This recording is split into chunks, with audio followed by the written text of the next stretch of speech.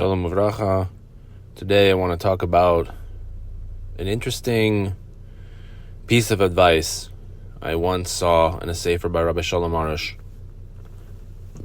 The Garden of Purity talks about how to deal with problems that you might have, looking at things that you shouldn't look at, or thinking about things you shouldn't think about in the area of pritzus, of forbidden relationships. And his advice was that if you're struggling with this, you should find a hobby, something to do with your hands to keep yourself busy. And I thought this piece of advice was very odd. You mean to tell me that if a person is struggling with their personal holiness, they should buy a paint by the numbers kit and do that? Or they should buy a Lego set and build that instead of cracking open this week's Parsha and diving into that? It seemed odd to me that this would be the suggestion. And I want to tie it to another piece of advice that I heard about the Lubavitcher Rebbe giving to someone who was going through college and became religious and then went to the Rebbe and said, I don't want to finish my degree. And the Rebbe said to him, you should finish your degree because you should finish things that you start. And although these two ideas aren't explicitly connected, I want to connect them. The idea of engaging in everyday hobbies or tasks, and also the idea of finishing the things that we start. I think that there is a natural drive and desire to finish things that we start. So for instance, if you are engaged in a hobby, you play music, you want to learn a song to the point of completion where you can play the song in front of other people. You want to paint a picture, you want to finish the picture so you can hang it up on your wall, and so on and so forth. Finishing the things we start is important. And I want to understand why. So, to help me understand why, I want to look at one framework that's offered by the Rambam about speech, which is the 5 categories of speech. Let's say from 1 to 5, 1 being the best, 2, 3, 4, 5 being the worst. 3 is part of speech, things that discuss stuff we have to get done. Grocery lists, shopping lists, to-do lists. 4 is speech that is praiseworthy, but not necessarily holy. So we're talking about historical anecdotes or things that might inspire us to greatness or good deeds. And 1. Did I say that was 4? I'm all mixed up. Let's say that's 2, right? Historical speech, anecdotes, things that are good, but not necessarily holy, that might inspire us to greatness. Then there's 1, the highest level, which is speech of Torah, prayer, etc. Now going the opposite direction, there is the 4th level, downward, which is speech that is wasteful or pointless, idle chatter and the like. Then beneath that, the 5th lowest level is speech that is forbidden. So let's assume that, if we may, that the things that we say and the things that we do can also be bracketed into these categories. Let's suppose that the things that we do can also be bracketed into these categories. And if I'm doing things that are on the level of number 1, when the Yetzer Hara comes along, the Satan, whose goal and object and job is to test me, corresponding to my place in life, he's going to test me with the toughest stuff. Because I'm holding at level number 1, so he's going to come and test me with level 5. But what if I'm not really at number 1? What if I'm really a 3 or a 2? It would be easier for me to fend off or defeat the Yetzer if he tests me with a 4 rather than a 5, if that makes sense. So,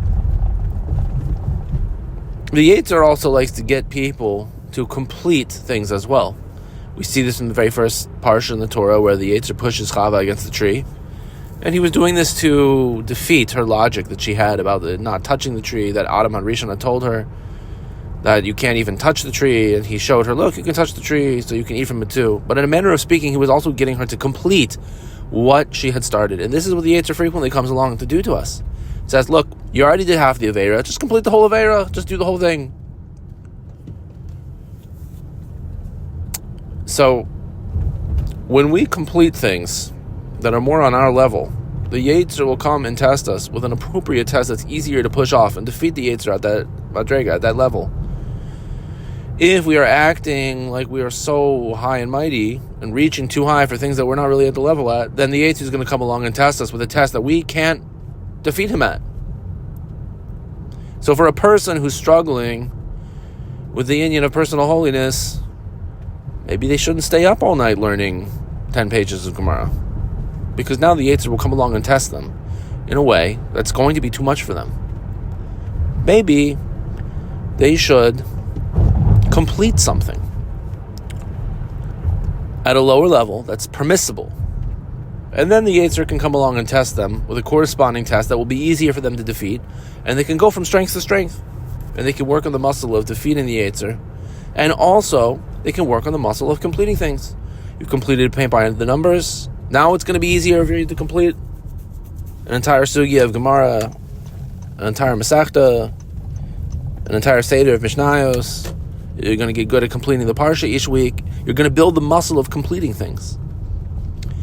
So you see, it's kind of a twofold thing here that's going on. One is you're working on the idea of how to complete things, so that you can go from completing things that are permissible to completing things that are of Kedusha. Then the other is that you are setting yourself up to be tested, because everyone has to be tested. You're setting yourself up so that your tests will not overwhelm you. You will complete things that are at your level, and the Yetzer will come along and try to get you to complete the opposite, and it will be easier for you to push him away. But I want to go even a little bit deeper than this. And the idea of completing things, right, it says in not sure exactly where it says, if this is in Pirkei Avos or in Chazal, I think it might be in Chazal, but it says, Ezehu Chacham Haroyes Nolad. Who's a wise person? One who sees the result of what he's going to do, the Nolad. But you know what Nolad can also mean? Something that's made, something that's done, something that's completed. Who's a wise person? Someone who sees things to completion. That's an interpretation of what the pasuk says, but I'm saying it to bring out this point. Ezehu hacham haroy es nolad. What is chachma? Seeing things to completion.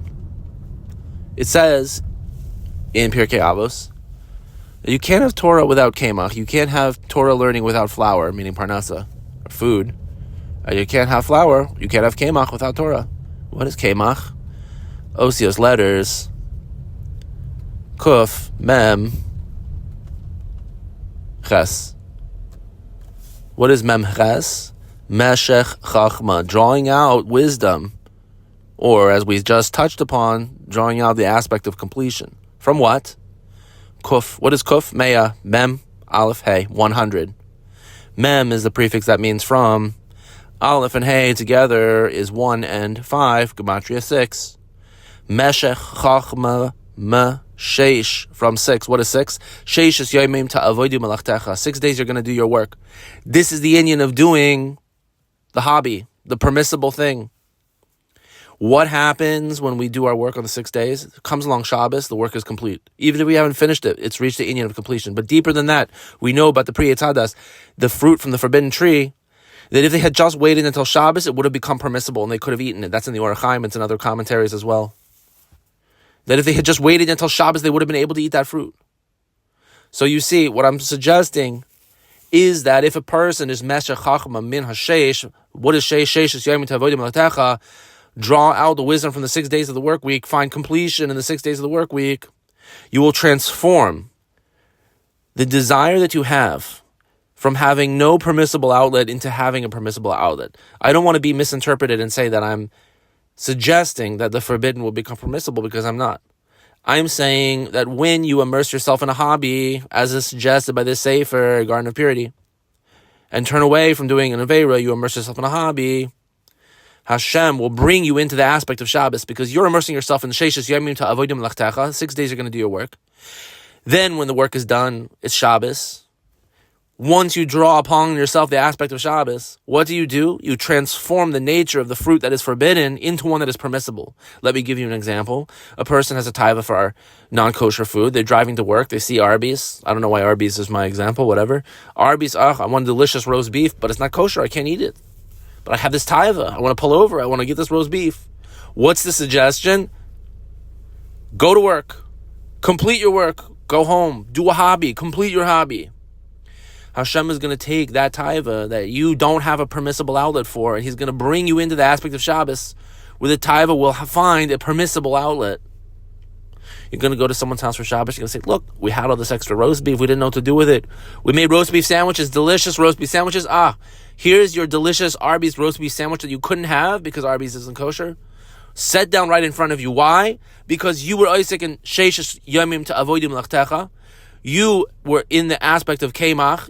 Yes, it seemed that you turned away from Torah. Why? Because you can't have Torah without Kemach, and you can't have Kemach without Torah. So you turn to the Kemach, you turn to the flour, you immersed yourself in that. You immersed yourself in Meshech Chachma Min Hasheishes Yomim. You immerse yourself in drawing the wisdom out from the 6 days of the work week, which is the aspect of doing the hobby, doing the work, completing the work. Shabbos comes along, you draw upon yourself the aspect of Shabbos of completion. Now your taiva that was heretofore only going to be expressed in an impermissible way, now will be expressed in a permissible way. And that's why we return to what we said at the outset, that the suggestion for a person who's struggling to avoid things that are forbidden, what should he do? Immerse himself in a hobby. Immerse himself in Sheishes Yomim to Avodim Lachtecha. Do your permissible work so that you can find the aspect of Shabbos, draw upon yourself the aspect of Shabbos. Now your taiva for what is impermissible, Hashem will send you an outlet that is permissible for that taiva. Just like it was in Gan Eden when they couldn't eat the fruit, and they weren't supposed to eat the fruit, but if they had just waited until Shabbos, they would have been able to. And now also, to recap what we had said, when we start things and we complete them, even if it's a mundane but permissible thing like paint by the numbers or reading a book. Well, okay, there's questions you could ask about that, I guess, but just to keep it simple, some sort of hobby that's permissible, and you complete things. Two things that we had said is, one, when the Yetzer comes along to test you, which is his job, he's not going to test you in things that are too hard for you, because you're going to get a test that's at your level. The level of the test matches the person. There's two stories that I find so fascinating about this. One is about a rabbi in Yerushalayim who would walk around. He's wearing these sunglasses outside. Came out that they weren't sunglasses. They were painted black. They were glasses painted black. So he couldn't see anything in front of him. So he wouldn't look at anything inappropriate. Would the average person have to do such a thing? No, but at his level, the Yetzer, according to the greatness of a person, is the size of the Yetzer that tests him. That's the Farish from the Gemara, which talks about many different rabbis who were tested. Right? One Rabbi Amram who ascended the ladder to look at something he shouldn't have looked at, and he caught himself mid-ascension and said, I got to fool myself here. He screamed out, fire, fire, the place is on fire. So people came and they saw him doing this, and he said, better that I be caught here than I be caught in Gehenna. I'm paraphrasing, but anyway, another story about a rabbi, I forget the rabbi, but a well-known Rav who was in a hospital. His students caught him climbing out the window. He said, what are you doing? He said, I can't be alone in the room. The nurse is going to come. He said, Rabbi, you're 80 years old. The nurse is 80 years old. What are you worried about? He said, the Yetzer can make this 80-year-old nurse seem like 20 to me. So you see, according to the greatness of the person is the greatness, so to speak, of the Yetzer. If you're going to walk around strutting your stuff like you're, to go back to the Rambam's 5 categories of speech, like you're living your life in category number 1 all the time, so then Hashem will send you the Yetzer to test you with number 5 all the time, and you're not going to win. Play at your level, get tested at your level, and win and work your way up. It's like in karate, you're going to walk around like a black belt, but really you're a purple belt. And you're going to have to fight the black belts, and they're going to beat you because they know more than you, they're better than you. Fight at your level. That's what you're doing, number 1. And number 2, you're working on the muscle, developing the muscle of completing things. Okay, great, you completed paint by the numbers. Now you can complete a sugi of Shas. Now you complete a Masechta. Now you complete all of Shas. You work on the muscle of completion and go from strength to strength. But then deeper than that, we said also that when a person is Isaac and Sheishes Yomim, the aspect of Sheishes Yomim to Avodim Lachtecha, do your work, do your hobby, do your permissible thing and complete it, and you draw upon yourself the aspect of completion, that's Shabbos. What does that do for you? It transforms It transforms your life so that the taivas you have that could only be expressed in an impermissible way can now find a permissible outlet. This now helps us understand, I believe, and I'm just going to say it because I should have looked it up to make sure, but I believe there's a parable by Rabbi Nachman about this, that there was once a chandelier and it looked so ugly to everyone until a very wise man came along and said, it's not ugly to me. To me, I see all the parts that people contributed. And even though these parts are all imperfect, it looks ugly to you, I see the perfection of how they all fit together. I'm really butchering this tale, but what I want to try to draw out from it is that I once read a quote that was very interesting. If you are seeking perfection, you will never find completion. Meaning, sometimes you just, not sometimes, most times, oftentimes, almost all the time, you just got to finish what you're doing. And if you want it to be perfect, you're never going to find that perfect. There's even a halacha. You can't even have your house perfect. You have to have something above your door that is a bit of paint missing or a bit of plaster missing to remind you of Chorban Beis HaMikdash. There's no completion. If the world is lacking the Beis HaMikdash, there's no completion in this world. So what are you even trying to find perfection for? There's no perfection in this world. There's no completion either, but there's no perfection. So what are you trying to find perfection for? You're not God. We're not God. We're not going to make things perfect. Try to get completion more so than perfection. And so what the wise man sees in the chandelier is that, yes, each person came along and their part wasn't perfect, but it was complete. It was complete. And that's the beauty of it, that all their completions came together as an illustration of everyone doing their part, working toward completion. So, should we finish the things we start? Yes, absolutely. As long as they're good and permissible, we should try to finish the things that we start, because that will give us the strength to turn away from completing things that we shouldn't complete. So we should complete the things that we start. A bracha for all of us that in the category of things that are permissible, and certainly in the things that are good, we should go from strength to strength and complete the things that we start. Shalom uvracha. Today I want to talk